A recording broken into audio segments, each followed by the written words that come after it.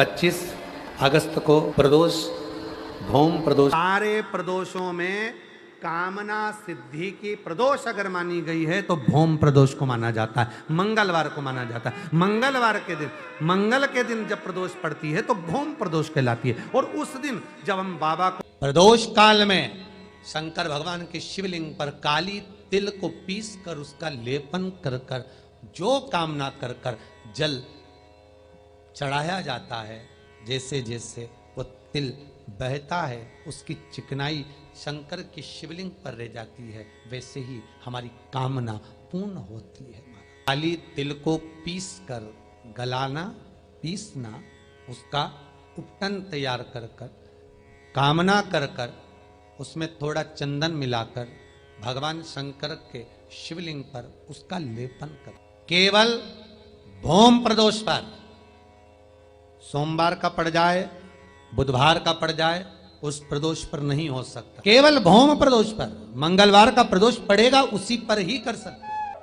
सोम का नहीं, बुध का नहीं, गुरु का नहीं, शुक्र शनि का नहीं, केवल फल देगा, सुख देगा, आनंद।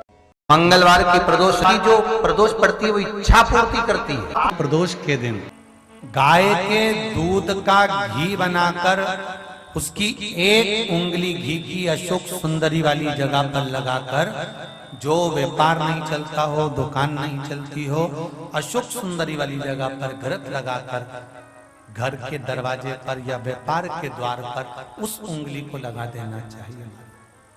घृत पर होना गाय के घी का, गौमाता। सावन के महीने में प्रदोष का जो दिन आए, 2 प्रदोष श्रावण के महीने के 2 प्रदोष पड़ेंगे। किसी भी प्रदोष पर एक पीपल के पत्ते पर कनेर का पुष्प अपने घर के अंदर रख लीजिए प्रदोष के एक दिन पहले, और प्रदोष वाले दिन उसको बहते हुए पानी में डाल दीजिए। जिंदगी में जो तुम्हारे यहाँ तकलीफ चल रही है, एक उठ रहा है, एक बैठ रहा है, एक बीमार पड़ रहा है, एक ठीक हो रहा है, फिर बीमार पड़ रहा है, फिर ठीक हो रहा है, ये ठीक हुआ, फिर इसको हो गया, फिर इसको कुछ हो गया, फिर किसी को कुछ हो गया, अर्थात शिव का नाम लेकर। और फिर ही ध्यान देना, इस क्रम को करने के लिए आपको तुमरुकेश्वर महादेव का नाम लेना पड़ेगा। कौन से महादेव का नाम बोलना है? तुमरुकेश्वर महादेव, जिन्होंने भगवान शंकर की अविरल भक्ति को धारण करा। एक प्रसंग बड़ा सुंदर आता है, पहले भी कहे, अगर आप शंकर जी के मंदिर में जा रहे हो, शिव की आराधना कर रहे हो, शंकर के मंदिर में जाकर पशुपति व्रत कर रहे हो, जल चढ़ा रहे हो, आराधना कर रहे हो, शंकर के मंदिर में अगर कोई गलती भी कर रहा है तो शिव के सामने कभी उसकी गलती को मत बताओ, कभी ही मत बताओ, अरे तूने गलती कर दी, ना ना ना, कभी नहीं। मंगलवार की प्रदोष रोग से मुक्ति देती है। मंगलवार की प्रदोष पड़ती है तो शिव काशी में निवास करते हैं। मान लो आप प्रदोष का व्रत नहीं कर सकते, आप अगर व्रत नहीं कर सकते तो प्रदोष के दिन, प्रदोष काल में शाम का समय सूर्यास्त का कुछ पल, कुछ घड़ी के पहले से लेकर बाद तक का प्रदोष काल के अंतर्गत आप शंकर जी के मंदिर में जाकर 1 लोटा पानी, 5 बेलपत्र भी अगर समर्पित करते हैं तो संपूर्ण प्रदोष का फल आपके भाग्य में सफल हो जाए। पूरे महीनों में, पूरे वर्ष में मंगल का प्रदोष निकाल कर रख लो कि मंगल का प्रदोष इस दिन पड़ रहा है, मंगल की त्रयोदशी तिथि पड़ रही है, प्रदोष व्रत मंगलवार का पड़ रहा है। और जिन लड़का लड़की को मंगल होते हैं, जिन कन्या और वर को मंगल होते हैं, केवल शंकर भगवान के मंदिर में जाकर चौमुखी दिया, 4 बत्ती का दिया आटे का, उसमें घी डालकर लड़की शंकर भगवान के मंदिर में मात्र 7 बार शंकर पे से उतार कर, 3 बार स्वतः उतार कर शिव के मंदिर में रख देती है। उसका मंगल आड़े आता ही नहीं है, मंगल नहीं आता सामने।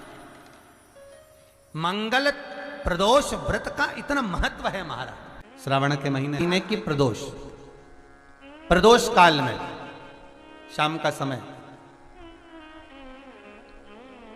सूर्य डूब रहा हो, बस डूबा ही हो, और उस समय पर सूर्य के डूबन के तुरंत बाद बाबा को धतूरे के साथ में बेलपत्री ना चढ़ाते हुए बेलपत्री के वृक्ष के 7 कांटे बाबा के शिवलिंग पर समर्पित करे जाते हैं महाराज, अपनी जिंदगी में अड़चनों को हटाने के लिए।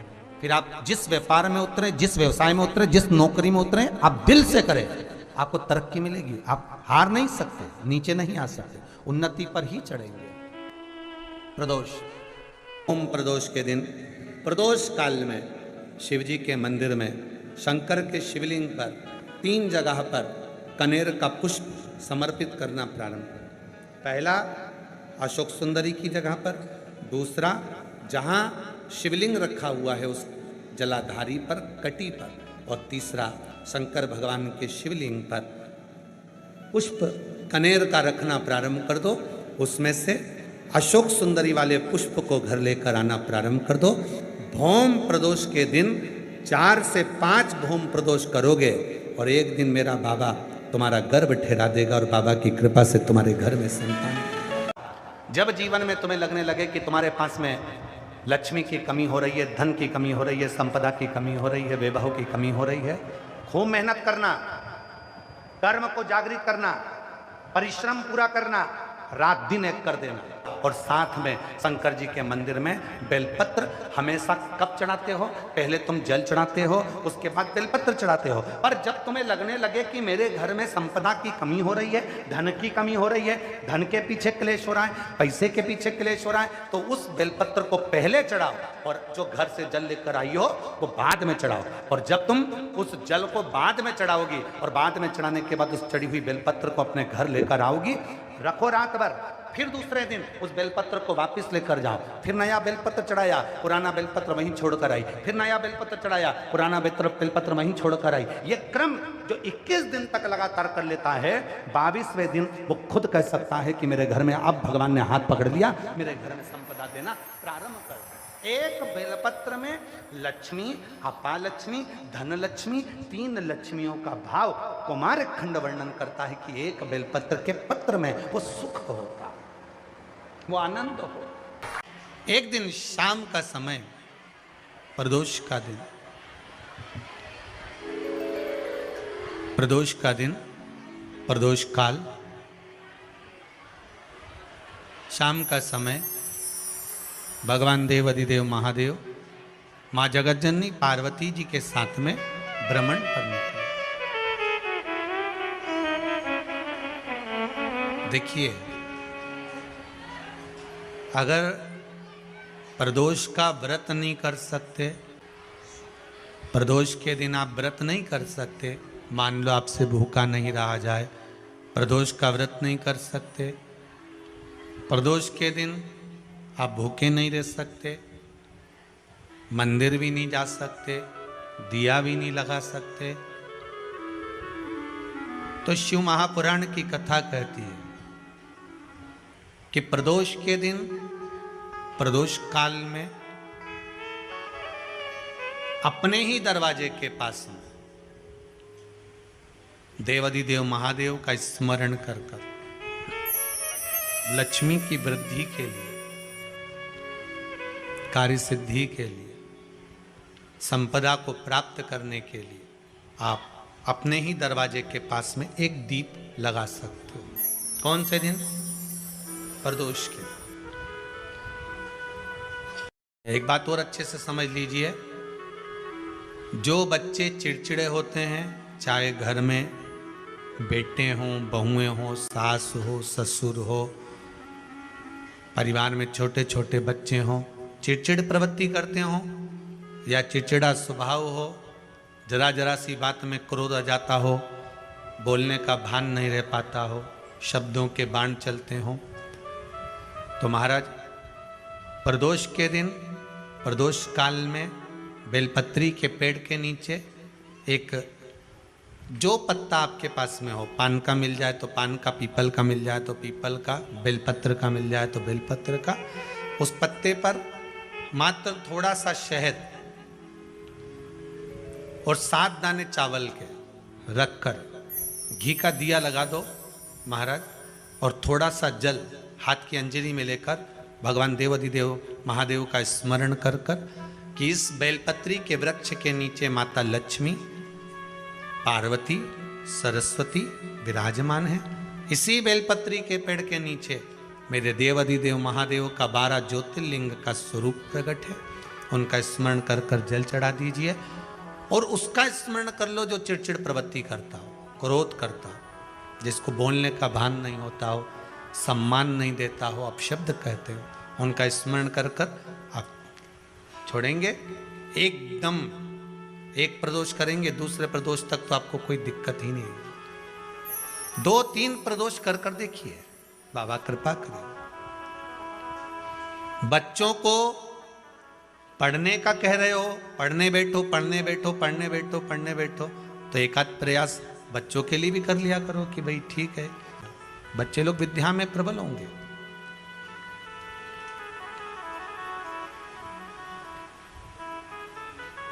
शिव उपासना का जो फल है वह 1000 गुना। पहले भी कथा में कहा, आज फिर कहते हैं, शिव मंदिर में जल बाद में चढ़ाना, शंकर के मंदिर में जाकर पंचामृत स्नान बाद में कराना, शंकर जी के मंदिर में जाकर पूजन बाद में करना। पहले थाली एक और रखकर शिव मंदिर में झाड़ू पोछा या जो बेलपत्री निर्माल्य जो भी रखा हो उतरा हुआ सामान उसको भरकर कहीं एक और जहाँ मंदिर वाले रखते हो वहाँ ले जाकर रख दो। झाड़ू पोछा एक बार जरूर। पूजन करने से पहले सबसे पहले सफाई का ध्यान रखो और एक विश्वास रखना, आप मंदिर की सफाई नहीं कर रहे हो। फिर निवेदन करूंगा आपको, आप मंदिर की झाड़ू नहीं लगा रहे हो, आप मंदिर की सफाई नहीं कर रहे हो, आप मंदिर में पोछा नहीं लगा रहे हो।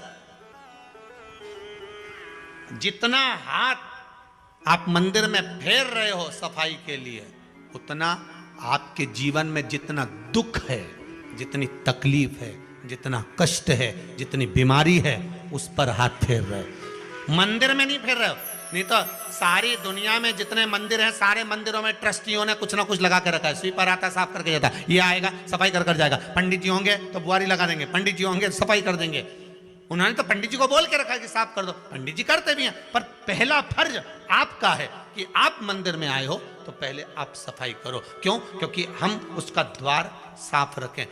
आज के समय में तो एक नियम हो गया साहब कि मंदिर में जाते हो तो मंदिर के दरवाजे पर चप्पल उतार के जाते हो। नहीं तो शास्त्र रीति तो ये कहती है कि मंदिर में भगवान सामने बैठा है तो उसके सामने चप्पल भी नहीं उतरना चाहिए। तो कई लोग कहते हैं मंदिर के अंदर थोड़ी ना उतार, हम तो जीने से भी बाहर, एकदम गेट के बाहर वहां उतार, पर सामने तो है ना, सम्मुख में तो है। तुम्हारे यहां अगर 4 लोग दिवाली मिलने आते हैं ना तो तुमने चप्पल रखने का भी स्टैंड बनाकर रखा है। साइड में उतारिए, देहली पर मत उतार देना, थोड़ा साइड में उतारो। सामने से सब आते जाते रहते हैं, सामने उतारो। सम्मुख में क्यों उतार रहे हो?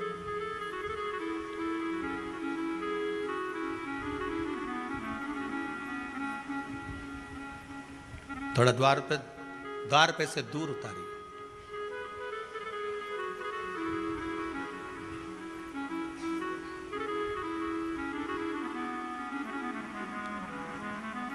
अभी तो कुबेरेश्वर धाम में काम चल रहा है।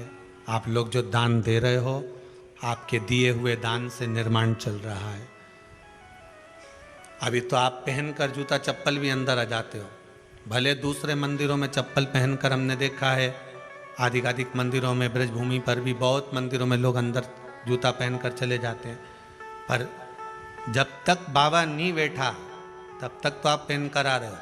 जिस दिन बाबा कुबेरेश्वर धाम में आकर बैठ गया, उसके बाद वो दोनों गेट पर चप्पल बाहर ही रहेगी। आओ आप, कंकर से शंकर जब शरीर से लगेगा तब सुख भोगोगे, आनंद भोगोगे, सुख की प्राप्ति। अपने द्वार पर भी कितना सुंदर लिखा है भविष्य पुराण के अंतर्गत,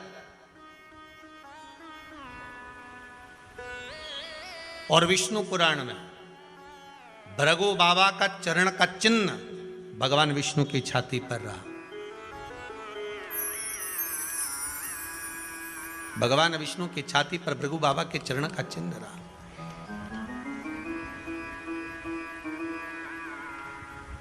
चरण का चिन्ह। अब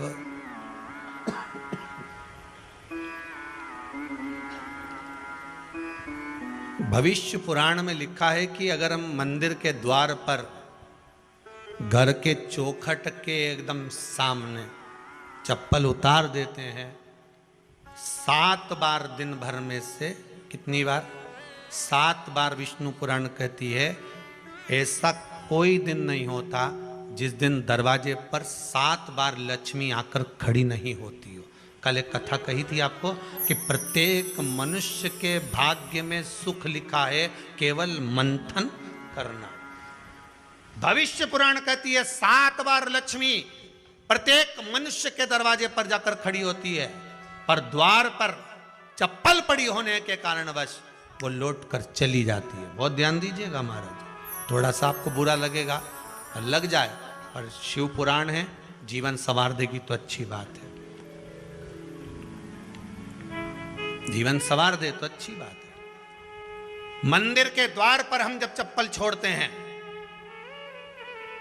जिस मंदिर की चौखट पर चप्पल छोड़ी है, आप जितनी देर आराधना में लगे रहते हैं उतनी देर तक आपकी चप्पल पर जितने लोग लांग कर जाते हैं, जितने लोग लांग कर प्रवेश करते हैं, उसका भी दुख आपके भाग्य में आता चले जाता है। ध्यान दीजिएगा जरा, चप्पल का भविष्य पुराण में पढ़िएगा कवि की पादुका का महत्व क्या है, पादुका किस ओर उतारना चाहिए, पादुका को कहाँ रखना चाहिए, किस जगह पर बुआरी झाड़ू को रखना चाहिए, किस जगह पर चलनी को रखना चाहिए, सुई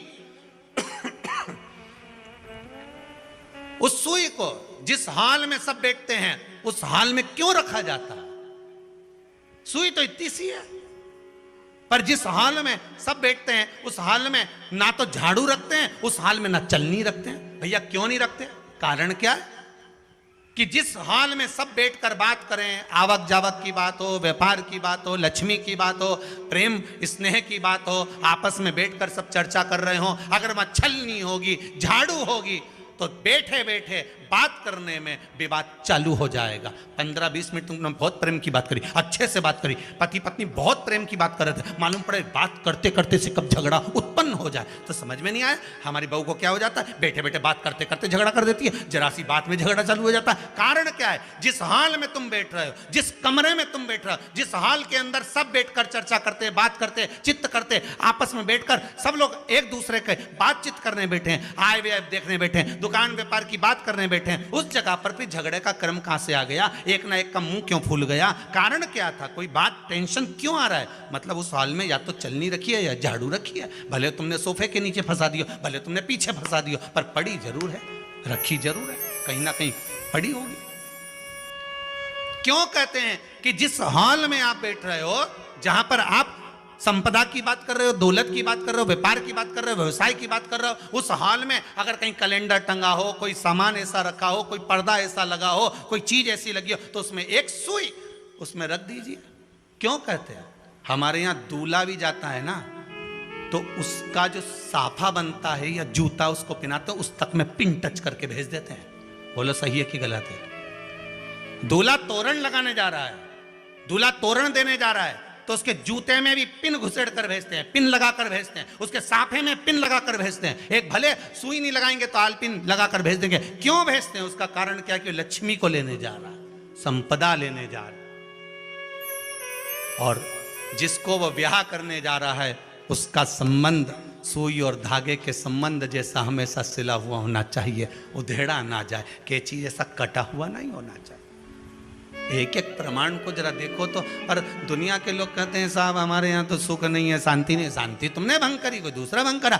चप्पल उतार दी दरवाजे पर, मंदिर के द्वार पर। हम तो यहाँ तक कहेंगे पशुपति व्रत करने जा रहे हो, पशुपति व्रत को धारण करने जा रहे हो, एक सोमवार मत पहनो चप्पल। जब मंदिर जा रहे हो तब दिन भर पहनो, मंदिर जाओ मत पहनो। कोई जरूरी है कि मंदिर पहनने चप्पल पहनना जरूरी है? मत पहनो। मंदिर के द्वार पर जहां भगवान विराजे हैं उसके द्वार पर अगर आपने चप्पल उतारी है, आप तो अंदर चले गए, पर जितने लोग लांग रहे हैं उसका मालूम, उसका स्मरण कितना कितना गया। छाता, चप्पल, आसन, मांग का टीका, इसका भी वर्णन पहले कर चुके हैं कथाओं में, आप लोगों ने सुना होगा। छाते का भी वर्णन किया। किसी का छाता बारिश में तुम लेकर आ गए, पानी गिरने लगा, जी जी तुम्हारा छाता देना, छाता तो लेकर आ गए, पर जितने दिन तुम्हारे घर में रखा हुआ है उतना दिन तक हिसाब लगा कर रखना कि 15 दिन रखा तो तैयारी रख लेना, 15 दिन में कितने घंटे हुए, कितने घंटे कितने पल, उतना आपको दुख भोगना पड़ेगा। दूसरे का छाता आया, इसलिए कोई प्राण छोड़ता है, मरता है, तो उसके पद में यही सब चीजें देना पड़ती। क्या क्या बोलते जाओ, छाता, चप्पल, आसन, माला, सब देना पड़ता है। बोलो देते कि नहीं देते? तो क्यों देना पड़ता है छाता? क्या काम का कि छाता देना पड़ेगा? क्या व्यक्ति 24 घंटे क्या धूप में रहता था कि पानी में रहता था जो छाता देना पड़ेगा? चप्पल क्यों देना पड़ेगा? किस लिए देना पड़ेगा? उसका शास्त्र प्रमाण।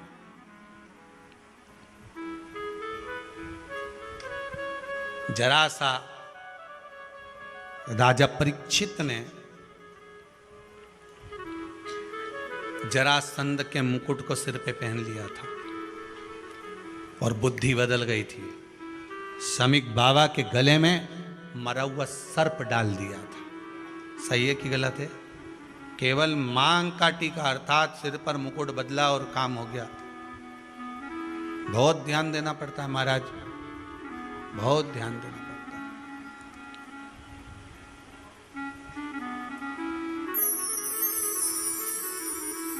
तुम्हारी चप्पल कोई ले गया, तुम रो रही, किसी ने पूछा क्या हो गया?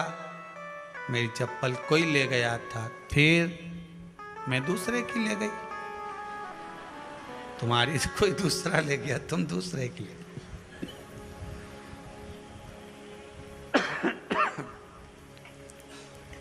नहीं भाई,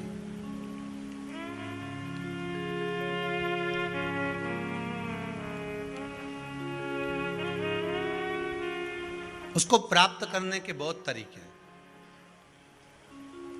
एक सत्य बात कहें, 7 बार लक्ष्मी प्रतिदिन मनुष्य का द्वार झांकने के लिए आती है। ऐसा कोई दिन नहीं जाता जिस दिन तुम्हारा भाग्य भगवान पलटने के लिए नहीं बैठा हो। वो तो इंतजार करता है कि ये गेंद फेंके और मैं चौका छक्का लगा दूं। वो कहते हैं ना, एक ओवर में कितनी गेंद फेंकते हैं? जम के बोलो।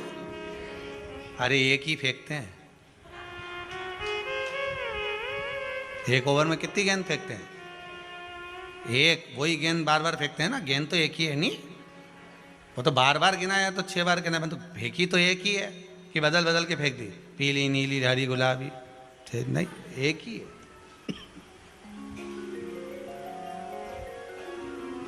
बदल बदल कर आया, गेंद एक ही थी, फिर फेंका कि ये तो वाइट निकल, फिर फेंकी, गेंद वही है, गिनती में 6 जा रही है। 1 साल निकल गया, 1 दिन निकल गया, फिर गेंद फेंकी, अरे साहब एक भी रन नहीं बना, फिर फेंकी, अभी भी नहीं बना, फिर फेंकी, तो क्या बाउंड्री तक तो पहुंच गई है। अब की बार जो फेंकी तो क्या ऊपर से निकल गई, सीधे 6 पे पहुंच गई। भगवान भी ये कहता है, एक ही गेंद है, 6 बार फेंकी है। शास्त्र कहता है 7 बार दरवाजे पर लक्ष्मी आती है, मौका देखती है कि कब मौका मिले मैं इसके घर में प्रवेश कर जाऊं। पर कभी कभी ये निंदा करती दिखती है, कभी बहू की चुगली करती दिखती है, कभी टीवी में मन लगाए दिखती है, कभी सुई धागा लेके बैठी मिलती है, कभी झाड़ू लगाती फिरती है, कभी दरवाजे पे चप्पल खुली मिल जाती है, कभी कुछ मिल जाता है। मैं बार बार आती हूँ, अब नहीं माने तो मैं कई करूँ, मेरे को तो जाना पड़ेगा। मेरे को तो जो नियम है, सर्विस करने वाला, नौकरी करने वाला तो टाइम पे आएगा। तुम भले कंप्यूटर चलवाओ, चाहे मोबाइल उड़वाओ, चाहे तुम लिखा पढ़ी करवाओ, बोलो सही है गलत है, उसको तो करना है। बोलो साहब क्या करना पड़ेगा? लग जाओ कंप्यूटर पे, लग जाओ, उठाओ मोबाइल, ये तो उसको तो करना है। वो तो टाइम पे पहुंच गया 9 बजे। लक्ष्मी जी भी टाइम पे आती है। आई दरवाजे पे क्या देखा उसने कि ऐसा ऐसा है। कई कई की तो आदत पड़ी, रोटी घर में बना हुआ सारा दाल चावल सब्जी वब्जी जो बच गई उठा के मैं दरवाजे के पास में रख के आ गई। लक्ष्मी जी सोचे बताओ ऐसा तो पहले से रख, अंदर चली गई और ऐसा खिला दिया तो मैं तो नहीं जाऊं। लक्ष्मी जी वापिस चलती। कई लोगों की आदत आटा छना हुआ, ऊपर की जो चापड़ चापड़ थी, उनने कहा गाय खा के चली जाएगी, ओटला पे पटक के आ गए। लक्ष्मी जी इतने में आई कि चापड़ तो यहाँ पटक के चली गई, मैं काय को जाऊँ छलनी में से, जा उधर नहीं जाओ। कितना कितना कहा है महाराज, केवल एक दिन का इंतजार रहता, दिवाली आए लक्ष्मी जी महाराज घर आएगी ने, लीप लिया ने, पोत लिया ने, मांडना भी मांड लिया, लक्ष्मी जी का पाँव भी मांड लिया ना, कमल का फूल भी मंगवा लिया, गेंदा की माला भी बुलवा ली, सारी गेंदा वेंदा की माला दरवाजे पे भी लगा दी, चौक मोक घूर के बेटी इंतजार में, लक्ष्मी जी आएगी, लक्ष्मी जी आएगी। लक्ष्मी जी बोली मैं तो रोज आऊँ री जी, मैं तो रोज आऊँ, पर कई करूँ थारी बुद्धि काम नहीं करे, मैं कई करूँ, मैं तो रोज आऊँ। फिर के लक्ष्मी मैया अब की बार आ गई तो जाजे मती रही, बड़ी तकलीफ में हूँ। लक्ष्मी जी बोली नहीं जाना तो पड़ेगा, दिवाली का दिन है, हमारे 10 के घर जाना पड़ता है, बड़ी मुश्किल से तो गुजिया पपड़िया मिलता है, नहीं जाऊंगी तो अच्छा नहीं लगेगा, तो जाना तो पड़ेगा, पर रोज आऊंगी, प्रतिदिन आऊंगी। तू अगर मुझे रोक सकती और अपने घर में बुला सकती है तो बुला ले, और आऊंगी मैं प्रतिदिन और जाऊंगी भी मैं प्रतिदिन। लक्ष्मी आती भी खूब है और जाती भी खूब है, एक जगह टिकती कभी नहीं है, बस उसको बुलाने का तरीका होना चाहिए। रोज भगवान चाहता है कि तेरा दिन फिर जाए। कथाओं में भी आप लोग बोलती हो, आंवला नवमी वगैरह की बोलना, जैसे ही का दिन फिर या, ऐसी बोलती हो ना, कथा कहानी सुनती हो जब, कैसे बोलते हो कहानी सुनने के समय पे, जैसे ही का दिन फिर या ने वैसा हमारा दिन फेर जे माता, ऐसा कर जे माता। तो माता जी बोले मैं तो रोज का दिन फेरूं तेरा, तू काहे के चिंता करे री कमला, काहे चिंता करे, मैं तो रोज का फेरूं, तू सुधरे तो। मैं तो बिल्कुल तैयारी में। ब्राह्मण बेलपत्री को भर रहा था, बेलपत्री ब्राह्मण भर रहा था, पार्वती जी ने शिव जी से कह दिया इसके पास कुछ भी नहीं है, आपका भगत है ये, आपका भगत है, इसके पास कुछ भी नहीं है, आप कृपा नहीं करोगे। शंकर भगवान बोले आज प्रदोष का दिन है, प्रदोष काल में ये मेरी सेवा में लगा है। सुनो पार्वती, जितनी बेलपत्र इसने उठाकर रखी है वो बेलपत्र स्वर्ण मुद्रा के बराबर हो जाएगी, तो चिंता मत कर। शिव पार्वती को कहकर चल दिए। शंकर पार्वती बात कर रहे थे, इतने में एक सेठ ने सुन लिया कि जितनी बेलपत्र भर के ले जा रहा है उतनी स्वर्ण मुद्रा हो जाएगी। बनिया ने सुन ली, सेठ ने सुन ली, तो जैसे ही शंकर पार्वती गए, सेठ जी उस ब्राह्मण के घर चले गए, 100 सोने की मुद्रा देकर कहा जितनी बेलपत्र है चढ़ी हुई मुझे दे दे, जो चढ़ी हुई बेलपत्र है वो मुझे दे दे। महाराज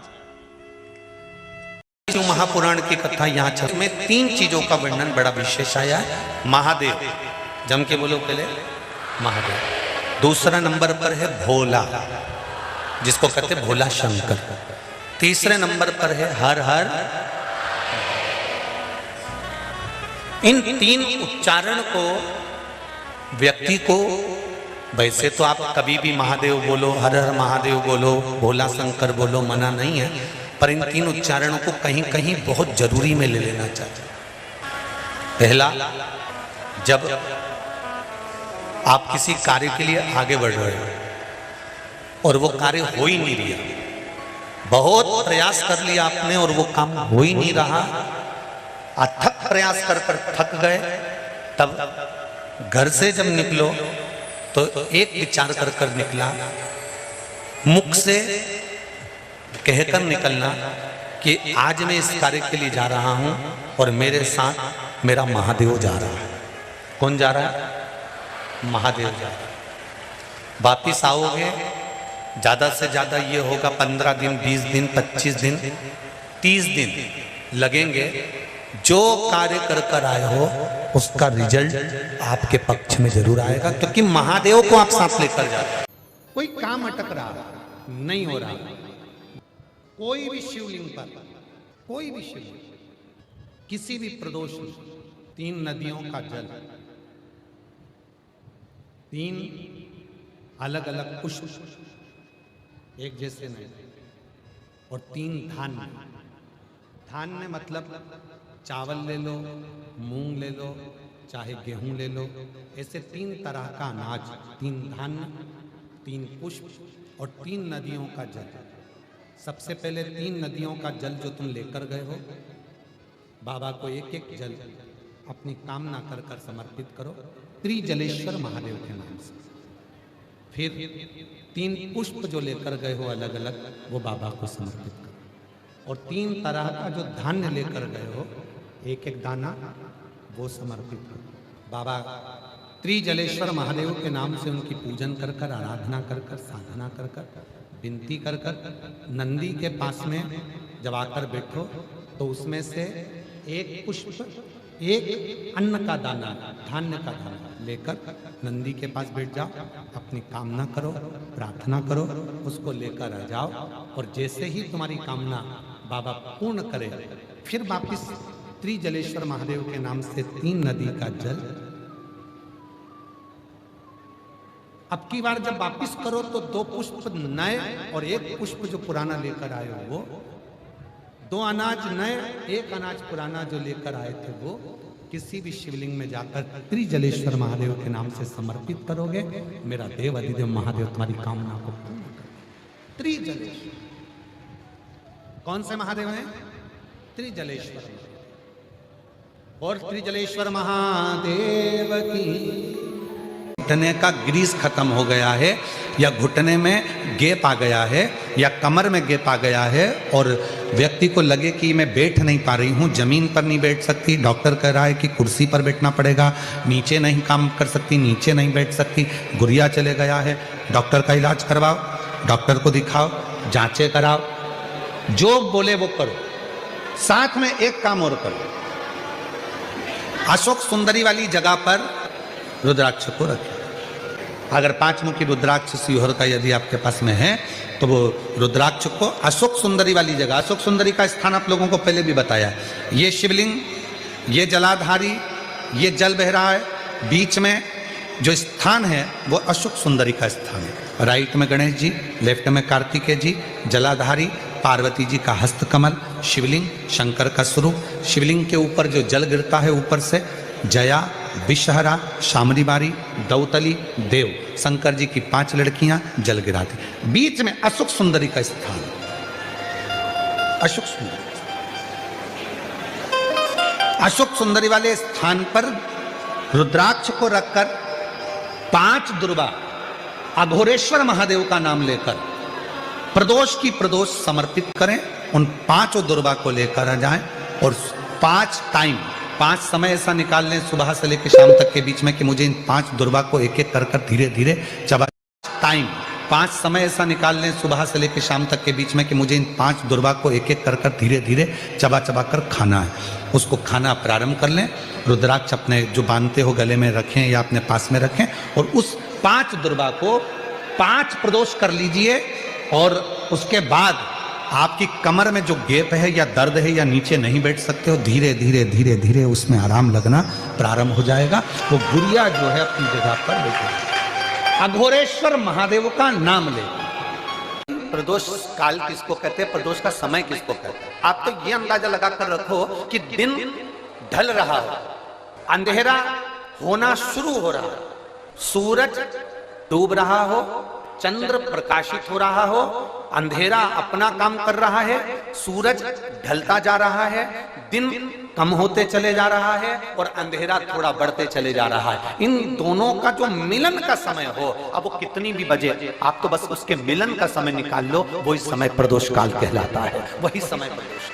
प्रदोष के समय पर अगर मान लो कोई भिखारी से भिखारी व्यक्ति भी है जो ठेला चला रहा है, उसके पास में खाने के लिए कुछ नहीं है, फटे कपड़े पहन रहा है, उसकी जिंदगी में कुछ भी नहीं बचा और कर्जे में लतालूम हो गया, एक चावल का दाना अगर वो प्रदोष के दिन, प्रदोष काल में शाम के समय पर शंकर के शिवलिंग पर चढ़ा देता है तो 3 या 4 प्रदोष में उसका कर्जा चूकना प्रारंभ हो जाता है। प्रदोष का विधान। श्रावण में अगर मान लो एक दिन आपका निकल भी गया, 2 दिन आपके छूट भी गए, कोई दिक्कत की बात नहीं। जिस जो पेड़ तुम्हारे यहाँ लगा हो, जो पौधा तुम्हारे यहाँ लगा हो, जो वृक्ष तुम्हारे यहाँ लगा हो, जो क्यारा तुम्हारे यहाँ हो, कुंडी तुम्हारे यहाँ हो, उसी की मिट्टी को, उसी के पेड़ के नीचे, उसी पौधे के नीचे, उस मिट्टी को थोड़ा सा हाथ से उसको उठाकर एक लिंग की आकृति बना लें। उसमें जलाधारी बनाने की जरूरत नहीं, केवल लिंग की आकृति बनाकर उसी की पूजन वहीं कर कर पानी चढ़ाकर 15 से 20 मिनट बाद अपना काम करने के बाद उसी को उसी मिट्टी में विसर्जन कर दें अपनी कामना कर कर।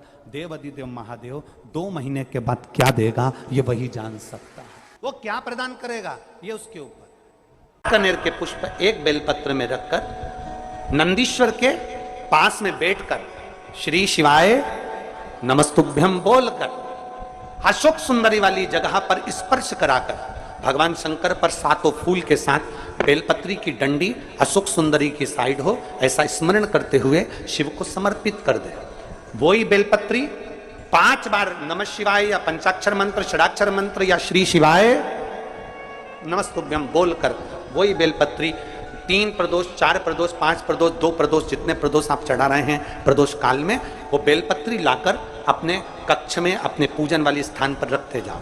एक बेलपत्री एक प्रदोष पर लाओगे, अगला प्रदोष आएगा, कितना अंतर पड़ता है आपके भाग्य बदलने में, आपको खुद मालूम पड़ जाएगा कि आपकी किस्मत कैसे बदल गई। मेहनत आपको करना है, श्रम आपको करना है, आपको लगाना है, और बेलपत्री और कनेर का पुष्प शिव को चढ़ा। चालू करो प्रदोष चढ़ाना।